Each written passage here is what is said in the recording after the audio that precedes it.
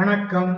நம்முடைய அட்நெட் physics by Arun அப்படிங்கிற சேனலுக்கு உங்கள் அனைவரையும் அன்போடு வரவேற்கிறோம். இந்த வீடியோவில் நம்ம அட்டாமிக் அண்ட் நியூக்ளியர் பிசிக்ஸ், அதாவது அணு மற்றும் அணுக்கரு இயற்பியல் அப்படிங்கிற பாடத்துல ஒரு MCQ பார்க்க போகிறோம். எப்பவுமே MCQ தான் பார்ப்போம் இல்லையா? என்ன MCQ சார்? என்ன question?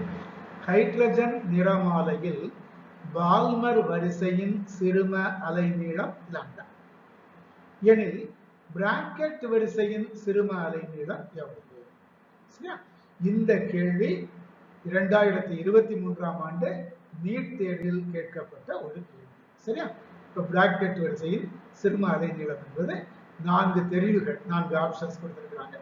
4 lambda, 9 lambda, 16 lambda and 2 lambda. சரியா? சரி. இப்போ நமக்கு ஒரு விஷயம் தெரியும். ஹைட்ரஜன் நிறமாலையில் அலைநீளத்துக்கு ஒரு கோவை இருக்குது. என்ன சார் இருக்குது? 1 by lambda is equal to lambda equal to இல்ல 1 by lambda is equal to நம்ம படிச்சிருக்கிறோம் பாடத்துல. Capital R into 1 by n squared minus 1 by m squared. சரியா? இப்போ R என்பது என்ன சார்? ரிட்பெர்க் மாறிலி. படிச்சிருக்கோமா? ஓகே. சரி. பால்மர் வரிசை என்று சொன்னாலே இந்த n இன் மதிப்பு 2ல இருக்கும். இல்லையா?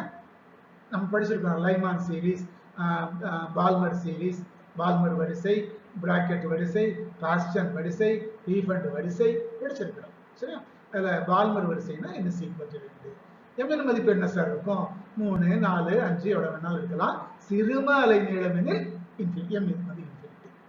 Shortest wavelength infinity. சரியா? அப்போ இந்த ஈக்குவேஷன், இந்த சமன்பாட்டில் நம்ம பிரதியிடலாம். 1 by lambda is equal to R into 1 by n square, அதாவது 1 by n is equal to 2 இல்லையா? 2 square minus 1 by infinity. Sir இன்ஃபினிட்டிக்கு ஸ்கொயர் போடணுமா சார்? ஸ்கொயர் போட்டாலும் போடாட்டாலும் அது வந்து இன்ஃபினிட்டி தான் இல்லையா? சரி. அப்போ R is equal to 2 square எவ்வளவு? 1 by 4. 1 by infinity 0 இல்லையா? சரி. அப்போ R by 4 இது ஈக்குவேஷன் 1. ஆக பால்மர் வரிசைக்கான சிறும அலை நீளம் R by 4. இது 1வது சமன்பாடு. 1 by lambda is equal to R by 4. அடுத்து அப்போ பால்மர் வரிசைக்கான சிறும அலை நீளம் நம்ம கண்டுபிடிச்சிட்டோம். அப்புறம் பிராக்கெட் வரிசைக்கான சிறும அலை நீளம். பிராக்கெட் வரிசை என்று சொன்னாலே n is equal to 4. இப்போ m is equal to எவ்வளவு சார்? 5, 6, 7 அப்படி போயிட்டே இருக்கும். சிறும அலை நீளம் சொல்லும்போது m இனுடைய மதிப்பு இன்ஃபினிட்டியா மாறுகிறது. அப்போ பிராக்கெட் வரிசைக்கான lambda 1 by lambda dash is equal to எது சார்? லாம்டா டேஷ் போட்டுருக்கு. பால்மருக்கும் பிராக்கெட்டுக்கும் வித்தியாசப்படுத்துறதுக்காக லாம்டா டேஷ் போட்டுருக்கு. அவ்வளவுதான். So R into 1 by n square, அதாவது 1 by 4 square minus of course 1 by infinity. 1 by infinity எவ்வளவு சார்? 0. அப்போ 1 by 4 square 14. So R into R divided by 14. This is equation 2. இரண்டாவது சமன்பாடு. இப்போ சமன்பாடு 1ஐ சமன்பாடு 2ஆக வகுக்க. 1 என்ன சார் கொடுத்திருக்கு? 1 by lambda is equal to R by 4. 2 என்ன சார் கொடுத்திருக்கு? 1 by lambda dash is equal to R by 16. சரியா? ஸோ அப்போ R by 4 into R by 16. That is equal to R by 4. இதை கீழே டினாமினேட்டரோட மாற்றி போட்டோம்னா அப்படியே தலைகீழ 16 by R. ஸோ இங்கே மேலே 6 இருக்குது, இங்கே கீழே 6 இருக்குது அடிச்சுக்கலாம். இங்கே மேலே 16 இருக்குது, கீழே டினாமினேட்டர் 4 இருக்குது. ஸோ ஒரு நாள் 4, 4 16 4. சரியா? அதே மாதிரி இங்கே எப்படி இந்த R by 16 16 by R 16 by R மாற்றி போட்டோமோ அதே மாதிரி இங்கேயும் இந்த 1 by lambda dash மாற்றி போட்டால் lambda dash by.